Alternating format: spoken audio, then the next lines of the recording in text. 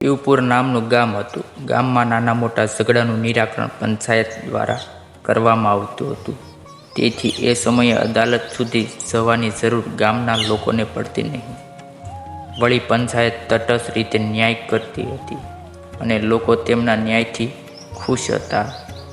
એક વખત પંચાયતમાં યુવાન અને વૃદ્ધ ન્યાય માંગવા માટે આવ્યા. યુવાને ભણેલો ગણેલો લાગતો હતો. પંચાયતે તેમની સમસ્યા જણાવવા માટે કહ્યું. એની શરૂઆત વૃદ્ધે કરી. વડીલ વૃદ્ધે કહ્યું, મારો મિત્ર મૃત્યુ પામ્યો છે. એમના પુત્રને મેં ભણાવી ગણાવીને મોટો કર્યો. મારા દીકરાની જેમ તેને સાચવ્યો છે. જ્યારે મારો મિત્ર મૃત્યુ પામ્યો ત્યારે એમણે મને 10,000 રૂપિયા આપ્યા. રૂપિયા આપતાની વખતે એક લખાણ પણ કર્યું. લખાણમાં લખ્યું છે કે મારો પુત્ર 20 વર્ષનો થાય ત્યારે આ રૂપિયામાંથી હું ઈચ્છું એટલા રૂપિયા મારે તેને આપવાના. પંચાયતે કહ્યું, તમે કેટલા રૂપિયા યુવાનને આપ્યા? વૃદ્ધે કહ્યું, મેં 2,000 રૂપિયા આપ્યા, પરંતુ આ યુવાન રૂપિયા લેવાની ના પાડે છે. તેણે બાકીના રૂપિયા લેવાશે. તેથી અમે પંચાયતમાં ન્યાય માંગવા માટે આવ્યા છીએ. વૃદ્ધે પોતાનો દુઃખ વ્યક્ત કર્યું. પંચાયતે યુવાન પુત્રને પૂછ્યું કે તારે કંઈ કહેવું છે? પુત્રએ વિનયપૂર્વક કહ્યું, મારે તો ન્યાય જોઈએ છે. આટલું બોલીને તે ચૂપ થઈ ગયો. વાત વિચારવા જેવી હતી.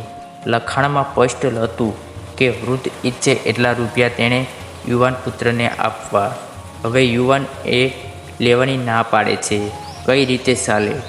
પંચાયતે અંદરો અંદર વિચાર કર્યો. પછી વૃદ્ધને કહ્યું, તારી પાસે 10,000 રૂપિયા છે, એ અહીં મૂકી દે. જે લખાણ લખવામાં આવ્યું હતું એ અમને આપી દે. વૃદ્ધે પંચાયતે કહ્યું એમ 10,000 રૂપિયા તેમની સામે મૂકી દીધા અને લખાણ પણ આપી દીધું. લખાણનો અભ્યાસ કર્યા બાદ પંચાયતે કહ્યું, હવે એમાંથી તમને જેટલા રૂપિયા જોઈએ એટલા લઈ લ્યો. પંચાયતે આપેલી સૂચનાનું વૃદ્ધે પાલન કર્યું. 10,000 રૂપિયામાંથી 8,000 રૂપિયા લઈ લીધા.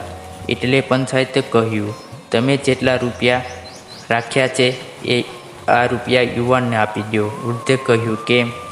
પંચાયતે કહ્યું, લખાણમાં જે છે કે તું જેટલા રૂપિયા ઈચ્છતો હોય એટલા રૂપિયા તારે યુવાનને આપવાના છે.